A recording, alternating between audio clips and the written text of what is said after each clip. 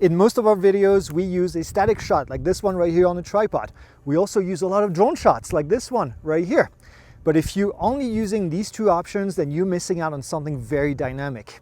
A gimbal shot like this one can really up your production value. Today, we're reviewing the DJI RS4 Mini.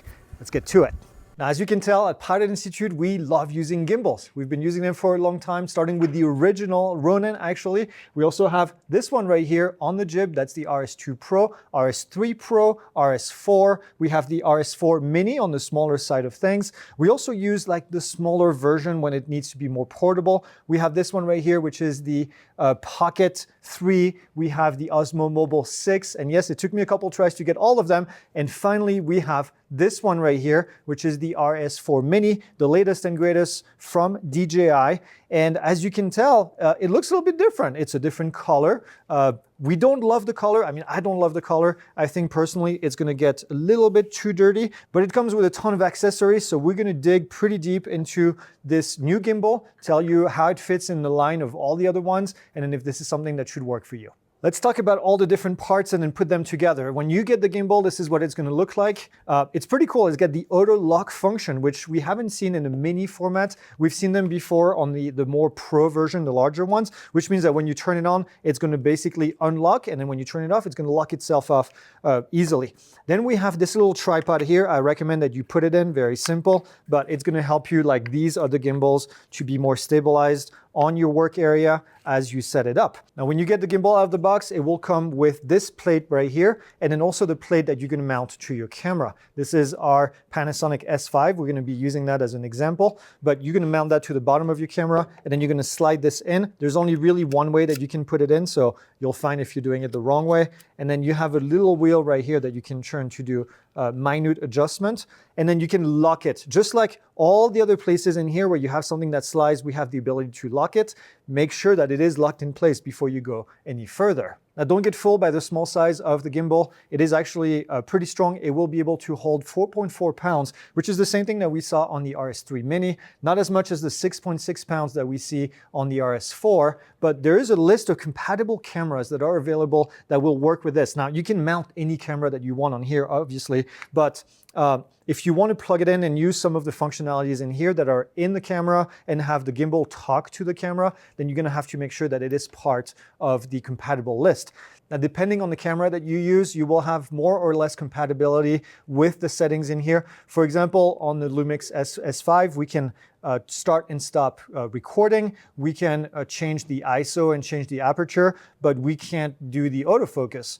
Now, we've tested this with several cameras, pushing it to the limit, and we finally were able to overload it by using the Blackmagic Pocket 6 that we use inside of the studio. So now I'm going to show you how to balance this thing. Now, in the interest of time, we're going to put a link right here to the full video from DJI on how to do this. But by the time we're done, you should have a balanced gimbal that doesn't move around and that's ready to be turned on. Now, let's make sure that I did a good job. We're going to turn on the gimbal. You can hear it, the beep, and you can see in the top right corner on the back screen that there's a green symbol that says that the camera is balanced. You can actually tap on it and it will show you if the motors are working a little bit more. You can see that on my roll to the left, I have a little bit of motor work. So that means that I would have to use the back right here and kind of slide it again until that goes away. I'm okay with that at the moment. So we're going to move on, and I want to show you something really cool with this gimbal, which is the ability to mount the camera vertically. I turned it off. You notice it went into the full lock mode. And then the cool thing is in the back right here, we can unscrew this button and then push on it. And as we push on it, the whole plate comes out. Not just the plate that was attached to the camera, but the whole plate comes out right here, because look what we can do now is we can mount it. There's a hole at the bottom and we can mount it and lock it back in place. And now our gimbal is vertical. Now, if I turn it on right now, it's not gonna like it because it needs to be rebalanced. You need to rebalance every time that you do a new setup. This counts as a new setup. You also are gonna have to move things a little bit around. You notice that here, the camera touches. So that means that I have to move my camera tray right here a little bit more to the left in order to give it more room to move. And there it is. So at the end of the day, once you've redone your balancing, the camera should show up right here. And if you do a lot of vertical shooting, then that's the way to do it. If you have two of these gimbals, set one up vertically, set one up horizontal, and then you have two different ways to shoot very quickly. The next cool feature that we have is the ability to use a phone instead of using an actual camera. And the way that you do this, you're gonna have to remove the two plates at the same time. And so the way that you do this is you're gonna unlock the bottom tray here, and then you're going to slide it out of the way. You notice I have the one that was attached to the camera, and then the one that was attached to the tray right here. And then we're gonna put it back into our flat mode, horizontal mode, instead of vertical mode. So here's the tray, and we're gonna put it right here, attach it. So technically that's how your gimbal works, right? And then now we're gonna take this and we're gonna slide it in place right here. And now we can lock it, and then now we can attach our phone and clip it in here. And then now you have full control and you can see what's going on the screen. The last item I want to talk about is this tracking module. It's a magnetic tracking module. Magnetic is the way that it mounts to this camera. There's no screw, there's no bolts. It's basically just clipping right here. You notice how quickly it went, and then you squeeze on each side right here to take it off. If you put it in the wrong direction, it just won't let you do it. The magnet just doesn't work in that direction. What does this do? This will allow you to track someone by doing gesture, and I'm going to show you in this video how we do this in a minute. Let's go ahead and talk about the menus in the back of this thing. There's a tiny little small screen, 1.4-inch LCD touchscreen in the back. Very similar if you've used any of the DJI gimbals in the past, at least the more recent ones. The menu hasn't really changed all that much. Now, before we get into that, there's a couple buttons in the back. There's a joystick that you can use. Now, depending on how you have set up the camera, then it will either move the gimbal around, going up, going down. And yes, you can reverse these buttons so that when you push the camera up, instead of going up, the camera actually goes down. Some people like it reversed, or whatever you want to call it, inverted. It depends on your style. And then you can go left and right. You can also change the speed. I'll show you how we change the speed of these settings. We also have the record button. If your camera is compatible or if it's plugged in, you'll be able to do that. And then on the right side, we have a PTF, PV, and FPV button. PTF means that you can move in all directions when you're holding the camera. If you pitch down, then the camera is also going to pitch. And if you pitch up, the camera is also going to pitch. Now, it's going pretty slow right now because I have it set as fairly smooth. But if we also go to the left, then it's going to go to the left. Now, if I go in this direction, you notice I reach the limits here. If I go in this direction, then nothing happens. Why do I say this? Because if we move it to the bottom one, which is FPV, as I go and roll to the left and to the right, the gimbal is also going to roll. This is if you want a really immersive mode where it's FPV first-person view, where if you've ever seen drones flying in FPV mode, that's what it is. And then the last mode in here is called the PF mode. The PF mode, you're going to be able to pan just like this. And then if you pitch up and down like this, nothing happens. It stays basically at the level at which you have put it. So no pitching, just basically this pan right here. And if you want to pitch up or down, then you're going to have to use the joystick. And then on the left side, we have another button, which is new, I think, to the RS4 series, where we have the ability to either use the joystick for moving the camera, controlling the camera, or if we push it up, if you have the camera that can zoom, then the joystick now becomes a zoom in and zoom out as you push up and as you push down. This camera is not compatible. I don't like using that anyway, so this is a good mode right here to be able to use it. On the back of the camera, on the touch screen, there's 4 different icons. The one on the top right I mentioned already is whether or not the gimbal is in a good state. You can click on that and it will show you which of the motors is working as far as the balance is concerned. On the top left, we have the ability to do a calibration. If I start the calibration, it's going to start doing this right here, which is kind of shaking to make sure that it senses if the camera is calibrated correctly. It's going to go through that process. It takes a few seconds, and at the end of it, it's going to give you the results. It says gimbal calibration is complete. On the bottom left corner, we have PTF, which tells me that I'm in PTF mode now. If I move that switch, then it's going to change that reading.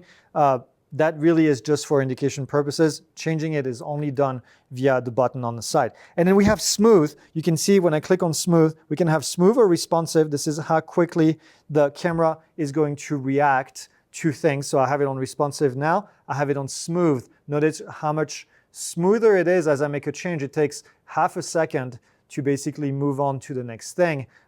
Whereas if I go to responsive, almost like instantaneous, the camera is reacting. And on top of it, we have the speed at which we can go. So I can go to medium all the way to fast. So if I have it on responsive and fast, what's going to happen is that as soon as I move, you notice it's pretty much 1-to-1. It's super sensitive, which means that, well, depending on the type of work that you do, let's say you're chasing someone that's fighting or running and you really want to be in the action, this is probably the best mode. Put that in FPV mode and then in super responsive, and it's going to do a great job. You can still go in fast and smooth, which means that there's still a little bit of delay as you turn around, so it's a little bit smoother. And when I stop moving, you notice that the camera doesn't stop immediately. So those are great modes. Personally, I like it to be in medium and smooth, but that really depends again on the footage. Next thing, we have a bunch of menus that are hidden. We can start to scroll from the bottom to the top, and you will get to the joystick settings. So we have the joystick speed, same as me moving around here, except now it's about the joystick. I have mine on slow because I like to go pretty slow when it moves down. And we have the smoothness, which is what does it do when we start pushing and what does it do when we're done pushing. If I have it on high as far as smoothness, you'll notice that when I let go, you see how long it takes to slow down? This is good if you want to be extra smooth and you don't really care about how it ends at the very end, because you have to be very precise. You have to stop at least a second before it really stops itself. So between the joystick speed and the smoothness, you can really make it extremely smooth. Repeating myself, but that's really the term here. And then we have the dial function. The dial is this thing right here in the back, and we can set it to different things. Now I'm going to plug this in. I haven't done that yet. We're going to plug it to the back of the gimbal, not the back of this intelligent tracking sensor here, just the back of the gimbal up here, and I'm going to plug it to the side of the camera here into my camera control. Now what this gives me when I turn on the camera is it gives me the ability to do several things. I've mentioned already that the Bluetooth option is not available on this camera, so I'm not going to worry about that, but my ISO changes and gets more sensitive, or the other direction gets less sensitive. I can also set it to aperture. Same thing. You notice my aperture goes up and my aperture comes down. I can also set it to shutter. This is not compatible with this. We can also use it on roll. Check this out. This is actually really cool. I can have the camera roll right here as I'm moving the wheel. This is really cool if you want just a tiny little bit of roll in your footage, but you don't want it to be too pronounced, or you don't want it to be when you roll the camera, like in FPV mode. This is a great addition. You're going to say, how do you go back to normal? If you double tap on this button in the back here, it will bring the gimbal back to its original location. We also have the ability to pan doing this. So you can pan left or right. And then another one that I like, you can go and tilt. So this means that instead of using the joystick in the back to tilt up and down, if you have it set to PF mode, for example, I can go right here and I can use this wheel to do maybe a pan right here on these objects. And at the same time, I can pan and I can go down on my items. Now you could do that in PTF mode as well, but here you have a lot of control over how the camera moves up and down when, you don't have to worry about this. This is fixed and it doesn't move the camera. This is the only thing that changes the pitch on the camera. So something to play with. There's no right or wrong answer here. And we have the dial settings in here, which is the speed of the dial button in the back here. And you can also do a reverse dial. So for example, here, I had to go to the left to pitch down. You could have it so it goes right to pitch down. I'm not going to set it up that way. So that's the swipe up menu. We have the swipe down menu right here, where we have a few things. The first one is top left, that's the display. We can auto lock the display after 30 seconds. And we have the brightness of the display, so you can change that. It's at 50% right now. Plenty visible. I'm sure if you were outside, it would be different. Then we have our Bluetooth connection. There's an ability to plug in a phone to this in order to control the camera. I'm going to show you that in a second. And then there's also a way to connect the camera in itself to the gimbal. That's if your camera is compatible. Make sure you look at the website to find out the compatible cameras. Bottom left corner, we have the sound option. We can turn off the sound of the gimbal. So if you're on set and you want to make sure that you don't have any sound coming out of this, you can turn that off. And then on the bottom right corner, we have various settings in here. The selfie mode is if you triple tap. So if I do 1, 2, 3, the camera is going to turn around. Now I can take the camera and do a potato jet style video. Love you, potato jet. And triple back, again, 1, 2, 3, triple tap, it's going to go, or double tap, I'm sorry, it's going to go back to the front view. Now I could disable that from the menu right here if I didn't want to by accident clicking 3 times. That's up to you. We also have an option here for orbit follow. This is something that was also available on the RS4, which is the ability to help you as you do an orbit around an object. The gimbal is going to help. We have auto lock features in here that can go after a specific amount of time, but also how it locks. Right now we have it to fold and lock. You saw that animation. We can also have it to just recenter and lock. What it's going to do is it's going to bring the camera back to this normal neutral position here.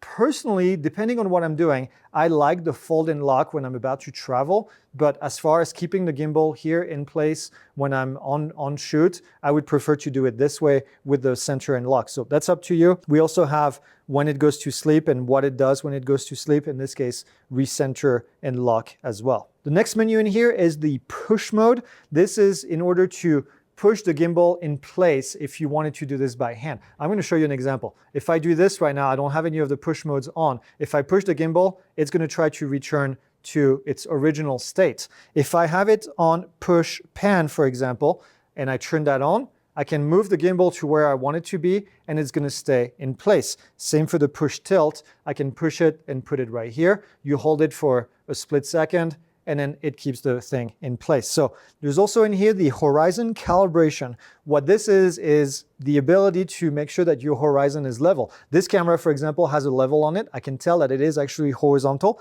but if I wanted to do a bit of a calibration in the event that it was tilting a little bit to the left or to the right, it happens from time to time, then this would allow you to do it. See, it's moving around as I'm doing the calibration, and it's going to make sure that at the end of it, you don't have a crooked horizon, which is a bit annoying. You can also do it by hand by just adding a couple degrees left and right. So I can slide this. You notice how it's tilting left or right if you want to do a manual adjustment. I'm not going to mess with it because it is actually level right now, and I don't want to mess up our shots.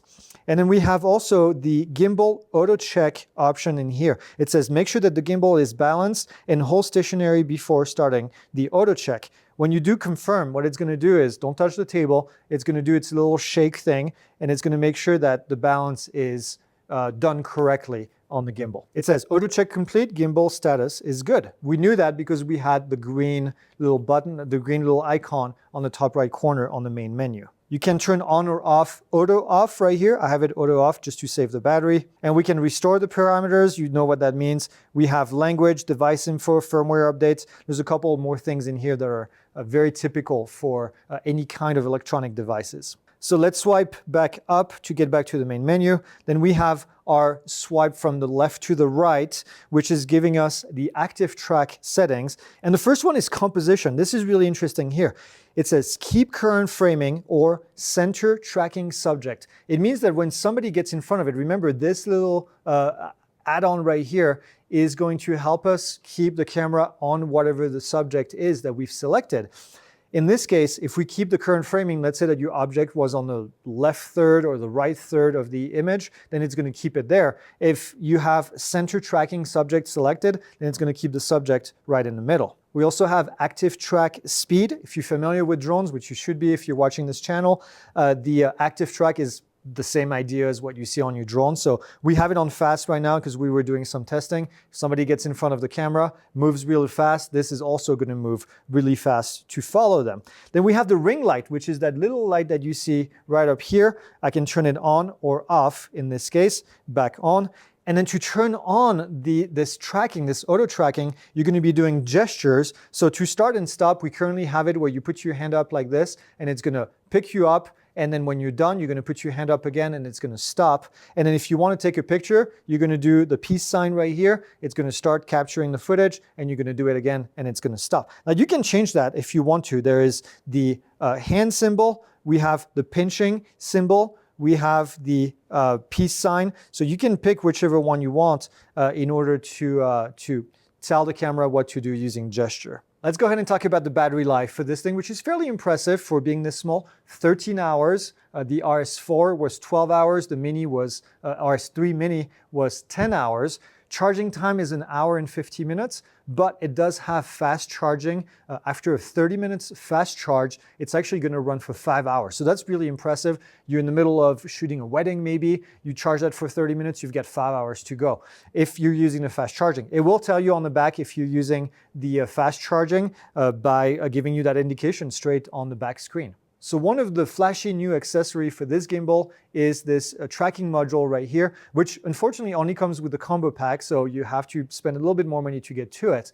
But it has the ability to keep a human subject in frame up to 10 meters away from this subject right here. It has the ability to do a continuous pan rotation. It can rotate 360 degrees with the subject while it's tracking it. And the cool thing about it is that there's no need for a cable, but really it just connects directly using that connection pin at the bottom right here when you do the magnet attachment. Another cool accessory that we have is this briefcase handle. This is also available in the combo pack.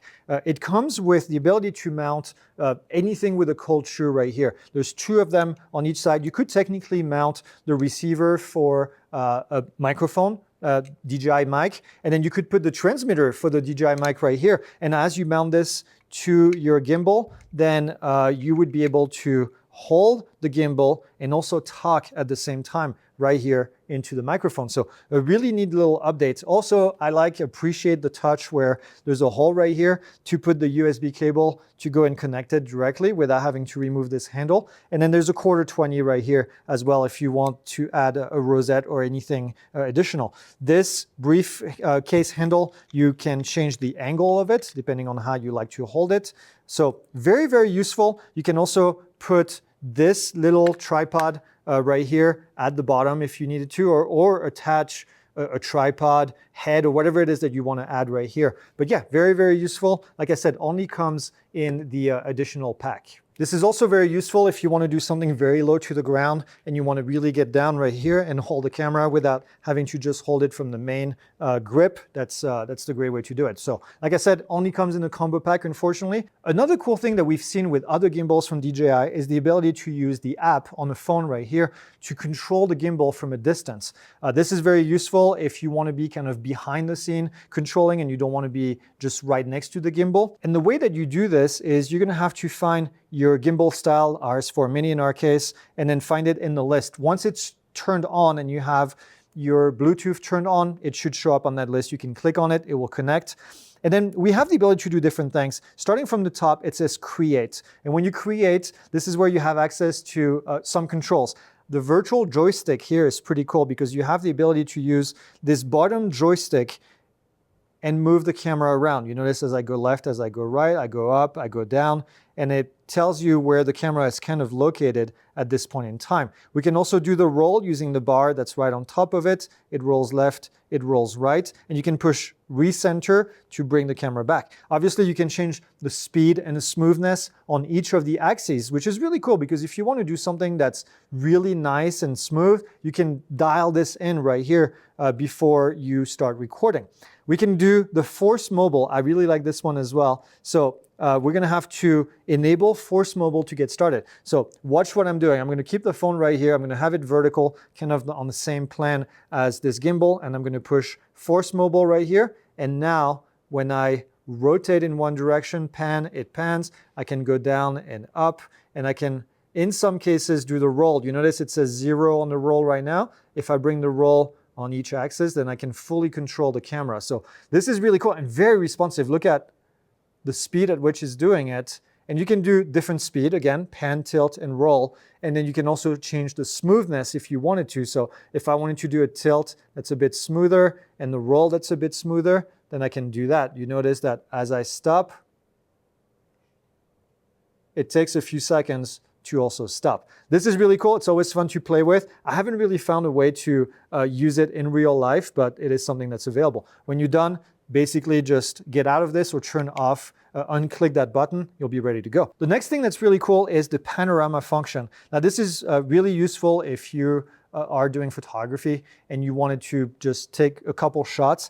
You can set the sensor size in here. It will help it to know how many pictures it needs to take to put everything together.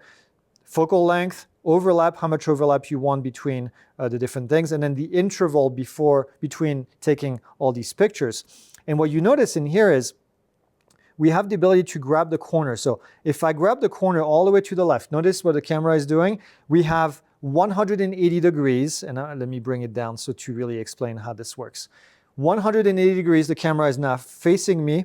I can go to right in the front right here. The camera is facing you right in front of me, and I can go all the way to the right at 180 degrees, and it comes back to me. So if I set my endpoints to be at negative 180 and positive 180, then it would be doing a full 360 degrees. Same thing for the top. I can go bring the camera all the way 90 degrees to the top at 0 degrees. Think about it like latitude and longitude. And then we can bring the camera all the way down to 45-degree angle down right here. So if I wanted to do a panoramic that's 360 and that goes 90 degrees up and 45 degrees down, then I would select the entire area right here, and then now the camera would take that picture. You notice as I'm moving this, that little yellow icon is the camera and where the camera is actually pointing in space. So this helps you really to figure out, and you can also move it by hand. So you can maybe go like right here, select that corner, and you can say, okay, that's my bottom left corner. Then I can click on the top right corner and bring that top right corner down. And I can say, okay, this is my endpoint right here for the camera, for my panorama. Oops, let's bring the camera down towards it right here. There you go. And now it's going to be able to take this panoramic. It's going to do 4x3, 12 pictures total. And then we'll be able to put it together in our software. I can go back, I can do a time lapse. Same exact idea here with the time lapse. You can set where you want the camera to move and by how many degrees by creating different points. And then we also have the ability to do a track. This is the same idea as the time lapse, except we can set different points on the app here. So I'm going to do, let's do it this way. I'm going to bring the camera, I want it to start right here. I'm going to push the plus button. That's my waypoint number 1. I want it to then go to waypoint number 2 right here. And then I want it to go up to waypoint number 3 right up here. I can go back to waypoint number 1 and it says stay there for 2 seconds, okay? Waypoint number 2, how long did it take to go between 1 and 2? Let's make it pretty quick. Let's make it 1 second. And then we're going to stay there for 2 seconds again. And then let's say we want to go pretty slow. Let's say we take 5 seconds to go to the next point. And then let's do a preview. So it starts down here, takes 1 second to go there, and then another 5 seconds right here. You notice it didn't do the wait between each of them. But if you had a shot that you want to do over and over and over again, this is a great way to do it because it will just keep repeating, and then you can be the subject on the film that does whatever. And then the last thing that we have is really cool. We can use the game controller here. It's very simple. You would have to get a PS4 controller or an Xbox controller. This is a cheap knockoff PS4 controller. And once you turn on the controller, you have to use a Bluetooth on your phone to connect it, and then you'll be able to control the gimbal. The rest of the options in here are pretty straightforward. The balance test, we've talked about it. The motor parameters is what you see in the back of the screen. The user profile is also pretty useful if you want to have specific modes. If you want to, you have the ability in the back of the camera here with the M button to change between those different modes once you have them configured. This is helpful if you have a mode where it's run and gun really fast, like a fighting scene, or if you want to do something a lot smoother, like having it on the jib, for example. So up to you how you want to set those up. And then there's a final status of the gimbal in itself. These are, like I said, pretty standard. If you've ever used this line of gimbals from DJI, this is something that you've seen. Let's talk about the cost of this gimbal. $369 for the standalone kit. That includes the one gimbal, the quick release plate that we talked about, the mini tripod, the L-shape multi-camera control cable. We also have a USB-C charging cable, and then one screw kit. And the combo kit, $459. That's going to add the intelligent tracking module right here, as well as the briefcase handle. Now, overall, I think this is a great gimbal that has a lot of great use cases. If you want to spend a bit bit more money, here's a video right here on the RS4, which may give you a little bit more power. Let us know what you think in the comments, if you're gonna get one, if this is something for you. I hope you appreciate it, and we'll see you in the next video.